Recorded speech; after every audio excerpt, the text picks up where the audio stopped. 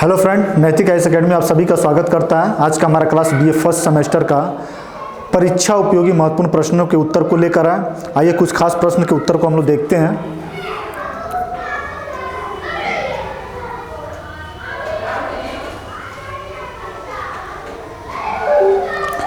राष्ट्रपति राज्यसभा के कितने सदस्यों को मनोनीत करता है? तो राष्ट्रपति राज्यसभा के कुल 12 सदस्यों को मनोनीत करता है। 2 नहीं, 12 सदस्यों को मनोनीत करता है। कुल 5 विशिष्ट क्षेत्रों से आने वाले जो व्यक्ति होते हैं उन्हीं को जो है राष्ट्रपति राज्यसभा में मनोनीत करता है। 12 सदस्यों को मनोनीत करता है ये।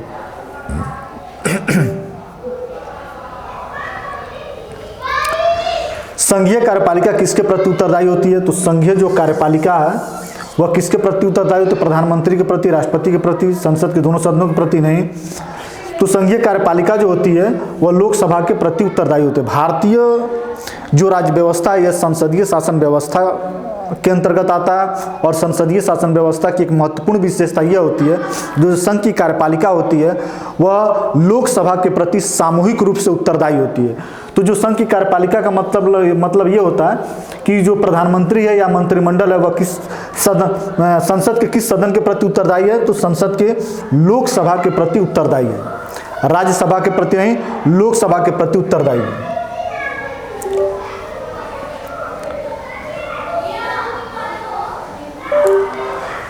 मंत्रिपरिषद का कार्यकाल होता है, मंत्रिपरिषद का कार्यकाल होता है 5 वर्ष, राष्ट्रपति के प्रसाद पर्यंत, राज्यसभा के विश्वास पर्यंत, लोकसभा के विश्वास पर्यंत। मंत्रिपरिषद का जो कार्यकाल होता है वह लोकसभा के विश्वास के प्रांत होता है। ऐसे तो मंत्रिपरिषद का कार्यकाल 5 वर्ष का होता है, लेकिन बीच में यदि लोकसभा का विश्वास वह नहीं प्राप्त कर पाता है तो वह मंत्रिमंडल का कार्यकाल वहीं समाप्त हो जाता है। तो इसका आंसर होगा कि लोकसभा का जो विश्वास होता है उसी पर मंत्रिपरिषद का कार्यकाल क्या होता है? निर्भर होता है।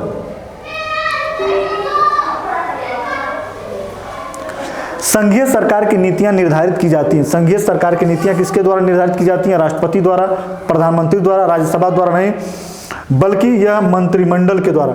संघीय सरकार की जो नीतियां हैं वह मंत्रिमंडल के द्वारा निर्धारित की जाती हैं।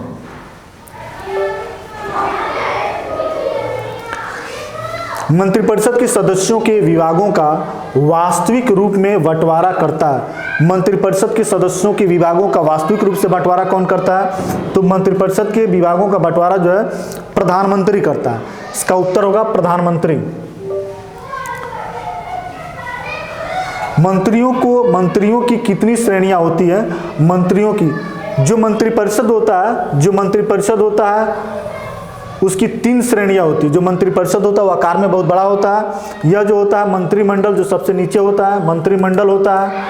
उसके बाद ये स्वतंत्र प्रभार के मंत्री होते हैं, स्वतंत्र प्रभार के मंत्री होते हैं। उसके बाद जो बाहर का होता है यह उप मंत्री होता है। तो 3 श्रेणियां होती है मंत्रिमंडल में, या मंत्रियों की श्रेणियां जो होती है 3 श्रेणियां होती हैं।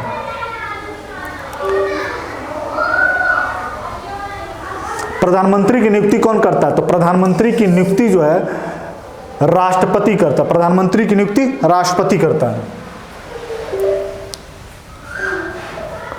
लोकसभा का नेतृत्व कौन करता है? लोकसभा का नेतृत्व लोकसभा के अध्यक्ष, स्पीकर कहिए, स्पीकर या लोकसभा का अध्यक्ष, यही लोकसभा का नेतृत्व करता है। जो लोकसभा के कार्रवाइयों का संचालन करता है उसकी अध्यक्षता करता है।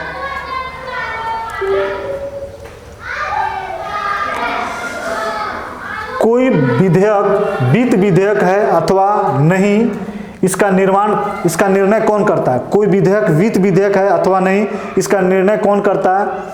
तो कोई विधेयक वित्त विधेयक है या नहीं, इसका निर्णय जो है लोकसभा का अध्यक्ष करता है। कोई भी विधेयक जो मंत्रिमंडल द्वारा लोकसभा में या राज्यसभा में पेश किया जाता है तो वह सामान्य विधेयक है कि वित्त विधेयक है या क्या कहते हैं धन विधेयक है, इसकी जो टिप्पणी होती है, इसकी जो प्रमाण होता है यह लोकसभा अध्यक्ष ही देता है। ठीक है, तो लोकसभा अध्यक्ष होगा।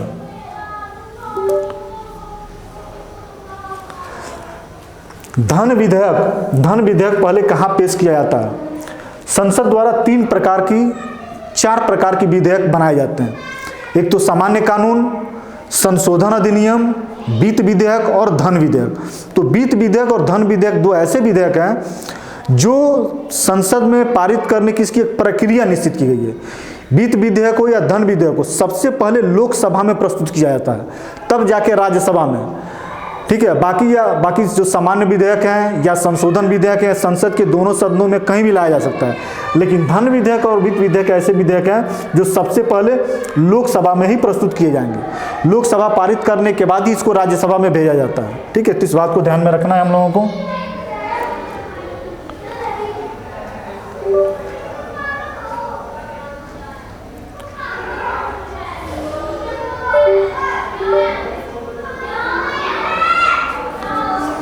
राष्ट्रपति राज्यसभा में कितने सदस्य मनोनीत करता है? राष्ट्रपति राज्यसभा में कितने सदस्य मनोनीत करता है? तो राष्ट्रपति, अभी हम लोग उसको पढ़ भी चुके हैं, राष्ट्रपति राज्यसभा में कुल 12 सदस्यों को मनोनीत करता है।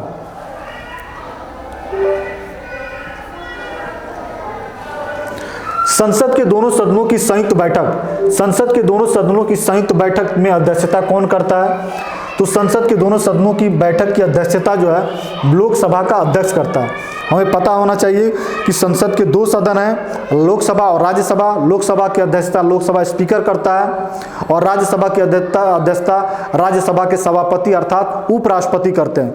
लेकिन दोनों सदनों की बैठक जब एक साथ होती है, संयुक्त बैठक होती है, तो ऐसी स्थिति में कौन इसकी अध्यक्षता करेगा? लोकसभा स्पीकर की राज्यसभा सभापति? तो लोकसभा का जो स्पीकर होता है वही जो है संयुक्त बैठक की क्या करता है? अध्यक्षता करता है। यह अनुच्छेद 108 में प्रावधान किया गया, अनुच्छेद 108 में प्रावधान किया गया है।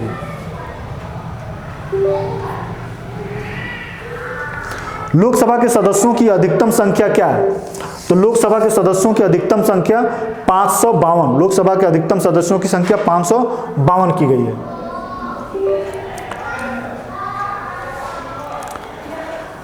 राज्यसभा सदस्य कितनी अवधि के लिए निर्वाचित होते हैं? राज्यसभा सदस्य कितनी अवधि के लिए निर्वाचित होते हैं? राज्यसभा कुल 6 वर्षों के लिए निर्वाचित। राज्यसभा के सदस्य कुल 6 वर्षों के लिए निर्वाचित होते हैं, 6 वर्ष।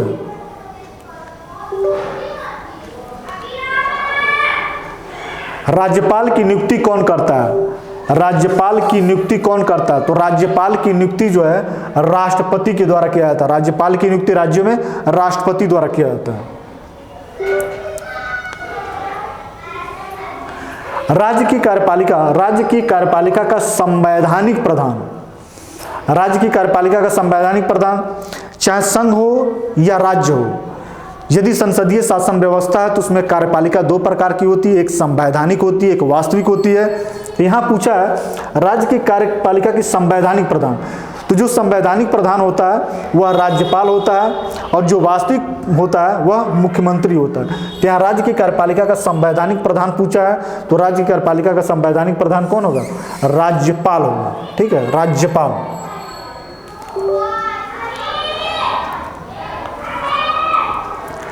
राज्यपाल की अनुपस्थिति में उसके पद का ग्रहण कौन करता है? राज्यपाल की अनुपस्थिति में उसके पद को ग्रहण कौन करता है?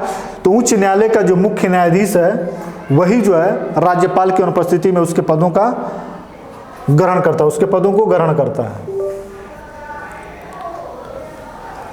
राज्य मंत्रिपरिषद का कार्यकाल, राज्य मंत्रिपरिषद का कार्यकाल कितना होता है? तो विधानसभा कार्यकाल के बराबर अनिश्चित होता है, राज्यपाल के प्रसाद पर्यंत। तो इसका जो कार्यकाल होता है ये कहीं ना कहीं विधानसभा के कार्यकाल के बराबर होता है, ठीक है,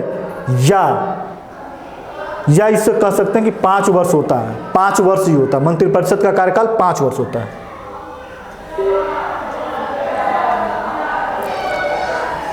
राज्य मंत्रिपरिषद सामूहिक रूप से उत्तरदायी होता है। राज्य मंत्रिपरिषद सामूहिक रूप से किसके प्रति उत्तरदायी होता है? तो राज्य मंत्रिपरिषद सामूहिक रूप से विधानसभा के प्रति होता है, विधानसभा के प्रति उत्तरदायी होता है, विधानसभा के प्रति उत्तरदायी होता है।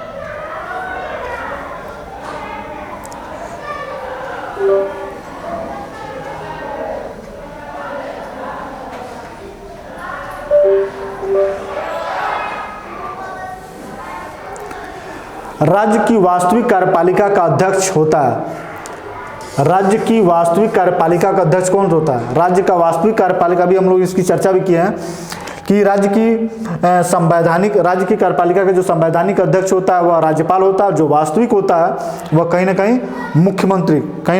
मुख्यमंत्री होता है।